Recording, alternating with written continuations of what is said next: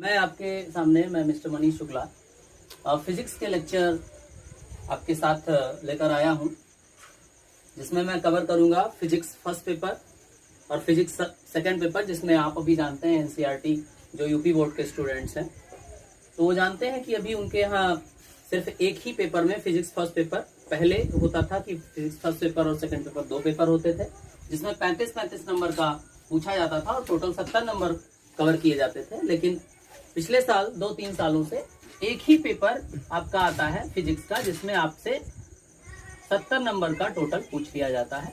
और वो 70 नंबर में आपसे इलेक्ट्रिसिटी एंड मैग्नेटिज्म पूछते हैं और ऑप्टिक्स के स्ट्रक्चर ऑफ एटम और डिजिटल इलेक्ट्रॉनिक्स के पार्ट इंक्लूड होते हैं। तो हम लोग यहाँ पर सेकेंड पार्ट को, जो सेकेंड यूनिट है आपकी, सेकेंड पार्ट को लेकर चलते हैं। सबसे पहले मैं आपको डिजिटल इलेक्ट्रॉनिक्स का पोर्शन कवर कराऊंगा और सबसे पहले थोड़ा सा इंट्रोडक्शन हम लोग जान लेते हैं, इंट्रोड्यूस कर लेते हैं कि आखिर हमको पढ़ना क्या क्या है इस सेकेंड पार्ट में। आप ये तो जान ही चुके कि टोटल यहाँ से 35 मार्क्स सेकेंड पेपर जो आपका है उससे 35 मार्क्स पूरे कवर होंगे। और इसमें सेकेंड पार्ट में है, आइए जरा देखते हैं इसमें क्या क्या हम लोग पढ़ेंगे। सबसे पहले इसमें ऑप्टिक्स को हम लोग पढ़ते हैं। तो ऑप्टिक्स में 4 थ्योरीज हमको कवर करनी पड़ेगी। सबसे पहले कॉर्पस्कुलर थ्योरी हम न्यूटन की कवर करेंगे, वेव थ्योरी हाइगन्स की कवर करेंगे और इलेक्ट्रोमैग्नेटिक थ्योरी मैक्सवेल की कवर करेंगे। फिर क्वांटम थ्योरी जो मैक्स प्लैंक द्वारा है उसको कवर करेंगे। और इसके बाद हम लोग स्ट्रक्चर ऑफ एटम को कवर करेंगे। और लास्ट में जो आपके यहाँ सेकेंड पार्ट में लगा हुआ टॉपिक्स है वो डिजिटल इलेक्ट्रॉनिक्स एंड कम्युनिकेशन है। तो डिजिटल इलेक्ट्रॉनिक्स एंड कम्युनिकेशन का पार्ट जो है बच्चों वो थोड़ा सा इजी हो जाता है, तो उस पार्ट को सबसे पहले हम लोग कवर करेंगे। और ये यहाँ से 8 से 12 नंबर का डिजिटल इलेक्ट्रॉनिक्स के से हमेशा जो है पूछा जाता है, तो इसको कवर करेंगे हम लोग। और उसके बाद फिर हम लोग आएंगे ऑप्टिक्स पे, फिर structure of atom and nucleus पढ़ाएंगे और लास्ट में आपका हम फर्स्ट पेपर जो आपका फर्स्ट पार्ट है उसको कवर करेंगे। और उसके सारे वीडियो भी आपको नोटिफिकेशन में मिल जाएंगे।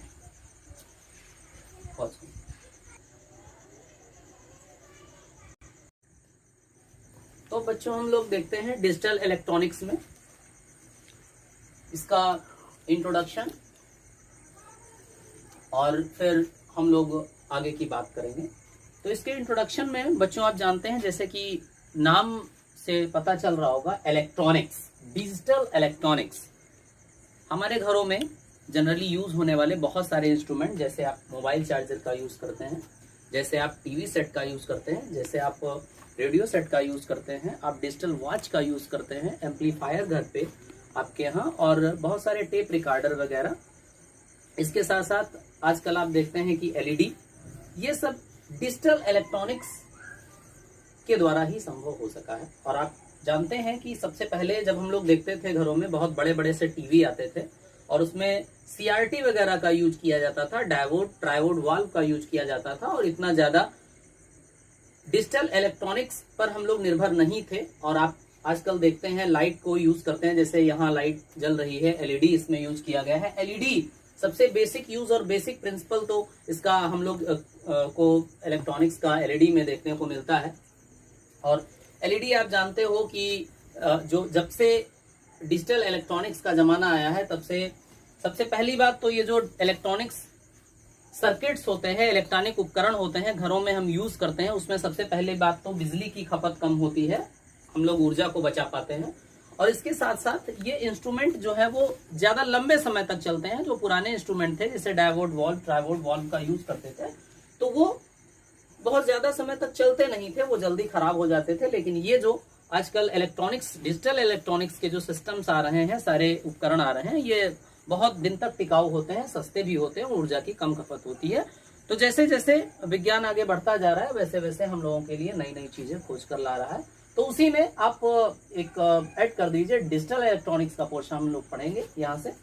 हालांकि बहुत वाइड पूरी फील्ड है इलेक्ट्रॉनिक्स की, आगे जब आप जाएंगे तो फिजिक्स में पढ़ेंगे उसको, लेकिन यहाँ पर आपके यहाँ छोटा सा पोर्शन उसका कवर किया है जिसको डिजिटल इलेक्ट्रॉनिक्स में हम लोग पढ़ेंगे। तो इंट्रोडक्शन में हमने अभी आपको बताया डिजिटल इलेक्ट्रॉनिक्स का यूज कहाँ कहाँ करते हैं हम लोग, मोबाइल कम्युनिकेशन सिस्टम में, कंप्यूटर में, और हमारे घरों में यूज होने वाले इंस्ट्रूमेंट में, सब में हम लोग कहीं ना कहीं जितने भी इंस्ट्रूमेंट हैं जो इलेक्ट्रॉनिक्स डीसी करंट से चलते हैं उसमें इलेक्ट्रॉनिक्स का यूज होता ही होता है। और इलेक्ट्रॉनिक्स बेसिक जो इलेक्ट्रॉनिक्स है आपका वो डिपेंड करता है बच्चों सेमीकंडक्टर के ऊपर। बेसिक इलेक्ट्रॉनिक आपका सेमीकंडक्टर के ऊपर। तो यहां से हम लोग जो पोर्शन कवर करेंगे वो मोस्टली पढ़ेंगे सेमीकंडक्टर डिवाइसेस को। आखिर ये सेमीकंडक्टर होती क्या है, सेमीकंडक्टर का यूज पढ़ेंगे, सेमीकंडक्टर डिवाइसेस को पढ़ेंगे और ज्यादा से ज्यादा हम लोग इस बात पर फोकस करेंगे कि यहां से आपके अच्छे मार्क्स भी आए और उसके साथ साथ आपको नॉलेज भी हो, और जिससे आपको जब आप बड़े एग्जाम में जाएंगे वहां पर भी आपको इसका फायदा मिले। तो आइए चलते हैं। तो अब हम लोग बच्चों देखते हैं सबसे पहले इसमें इंट्रोडक्शन के बाद कि type of substance on the basis of conductivity. Conductivity इसका मतलब इलेक्ट्रिकल कंडक्टिविटी के आधार पर जो पदार्थ है उनको कितने भागों में बांटा गया है बच्चों। तो जनरली विद्युत चालकता के आधार पर सब्सटेंस को, पदार्थों को 3 भागों में बांटा गया है। आप जानते हो कंडक्टर, सेमीकंडक्टर, इंसुलेटर। कंडक्टर का मतलब जिसमें विद्युत धारा का प्रवाह आसानी के साथ हो जाए, जैसे हम अपने घरों में वायर्स का यूज करते हैं, तार का यूज करते हैं। जैसे ही आप स्विच दबाते हो तुरंत आपके यहाँ लाइट जलने लगती है, या आपका जो इंस्ट्रूमेंट होगा, इलेक्ट्रॉनिक या इलेक्ट्रिकल जो इंस्ट्रूमेंट होगा, पंखा होगा, ये सारी चीजें आपके यहाँ चलने लगती हैं जब वायर लगे होते हैं। तो इसमें जैसे ही आप लगाते हो तुरंत इलेक्ट्रॉन का फ्लो होने लगता है, करंट का फ्लो होने लगता है और जनरली आपका इंस्ट्रूमेंट चलने लगता है। जो सेमीकंडक्टर डिवाइस है इनमें क्या, जैसे कि नाम ही है इसका अर्धचालक, इसका मतलब ये करंट को कंडक्ट तो करेंगे लेकिन चालकों की तरह नहीं करेंगे, कम करेंगे। इसीलिए नाम ही है इसका अर्धचालक, मतलब ये करंट को कंडक्ट करेंगे, कम करेंगे, यू कैन से दैट आधा करेंगे। और इसके बाद इंसुलेटर का नंबर आता है और ये बेचारे तो बहुत ही पुअर है और ये करंट को कंडक्ट करें। तो कैसे करें, चूंकि इनके पास, अभी आप समझेंगे कि आखिर क्यों नहीं करते हैं। यहां से आगे हम आपको बैंड थ्योरी बताएंगे। On the basis of band theory जो आपके सिलेबस में है, बैंड थ्योरी के बेसिस पर इन तीनों को विभाजित किया गया है। इसके पहले आइए जरा हम लोग देख लेते हैं कि इनकी चालकता और प्रतिरोधकता को किस तरीके से डिफाइन किया गया है। तो जनरली चालक का जो प्रतिरोध होता है बच्चों उसको रो से रिप्रेजेंट किया जाता है, रो से, और इसकी जो चालकता होती है उसको सिग्मा से रिप्रेजेंट किया जाता है। तो रो आइए जरा देखते हैं, इसका जो प्रतिरोध होता है 10 to the power -2 to 10 to the power -8 ओम पर मीटर इसका प्रतिरोध होता है चालक का। और चालकता आप देखिए, चालकता साफ साफ दिख रही है, बहुत ज्यादा हाई होती है। क्या, sigma is equal to 10 to the power 2 to 10 to the power 8 siemens पर मीटर होती है। और उसके बाद अगर हम सेमीकंडक्टर की बात करें तो सेमीकंडक्टर में बच्चों इसका जो प्रतिरोध होता है ये होता है 10 to the power -5 से 10 to the power -6 ओम पर मीटर।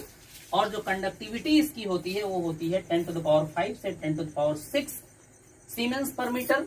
और इसके बाद जब अचालकों की बात आती है, इंसुलेटर्स की बात आती है, तो इंसुलेटर में इनका प्रतिरोध बच्चों बहुत ज्यादा होता है। बहुत ज्यादा प्रतिरोध के कारण ही ये करंट को कंडक्ट नहीं कर पाते हैं। इनका प्रतिरोध बच्चों होता है 10 to the power 11 to 10 to the power 19 ओम पर मीटर। और इनकी जो कंडक्टिविटी होती है अर्थात जो चालकता होती है वो हो जाती है 10 to the power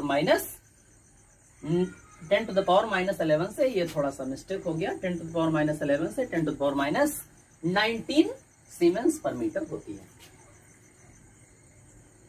अब बच्चों आपके यहाँ जो सिलेबस में type of substance on the basis of band theory, यहां तक आपने देखा कि इनकी कंडक्टिविटी को बहुत ज्यादा, इसमें हम लोगों को हमारे सिलेबस में आप पहले से पढ़ चुके होंगे, तो इस बहुत ज्यादा देखने की आवश्यकता नहीं है। जो हमारे सिलेबस में यहाँ पर जो बैंड थ्योरी दिखाई गई है, तो बैंड थ्योरी से हम इस सब को समझेंगे on the basis of band theory. तो आइए चलते हैं कि आखिर ये बैंड थ्योरी क्या कहती है कंडक्टिविटी को लेकर। मतलब कंडक्टर को, सेमीकंडक्टर और इंसुलेटर में बैंड थ्योरी अपनी बात क्या बताती है, आइए जरा देखते हैं। तो आप जानते हो कि इस टाइम देश में कोविड-19 चल रहा है। आप लोग अपने घरों में सुरक्षित रहें, सरकार ने लॉकडाउन घोषित किया है, अपने घरों में सुरक्षित रहें। और अगर बहुत आवश्यक ना हो तो कतई घर के बाहर ना जाएं। और अगर किसी से हाथ मिलाते हैं या घर पर ही आप रहते हैं तो समय समय पर आप अपने हाथों को धोते रहिए, सैनिटाइज करते रहिए, जिससे आप इस बीमारी से बच सकें। तो आइए बच्चों, हम लोग इसमें देखते हैं सबसे पहले जो हमारा टॉपिक है यहाँ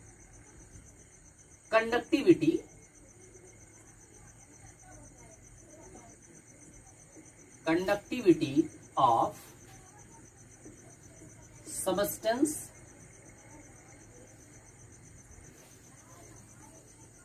on the basis of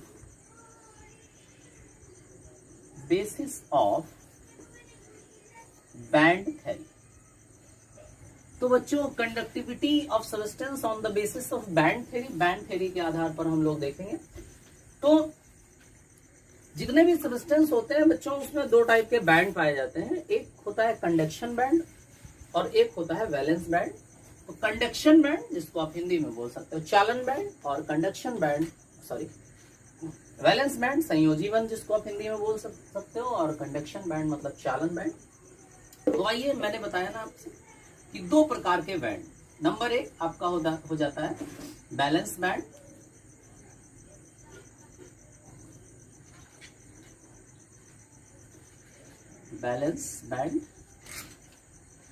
और दूसरा आपका हो जाता है कंडक्शन बैंड। जो आपका बच्चों पहला है वैलेंस बैंड, उसको कहते हैं संयोजी बैंड,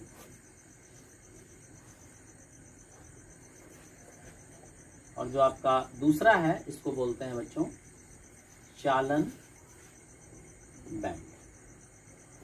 तो आखिर सबसे पहले हम बात करते हैं ये संयोजी बैंड और चालन बैंड आखिर है क्या। तो संयोजी आप जानते हो कि जिसमें सबस्टेंस के जो एटम्स हैं वो जुड़े रहें, एक दूसरे से कोवैलेंट बॉन्ड द्वारा जुड़े रहें, मतलब एक दूसरे से संयोज करें, तो हम उनको बोलेंगे बैलेंस बैंड। और कंडक्शन बैंड का मतलब ये हो जा रहा है कि वहां पर कुछ ना कुछ इलेक्ट्रॉन होंगे जो करंट को फ्लो करने के लिए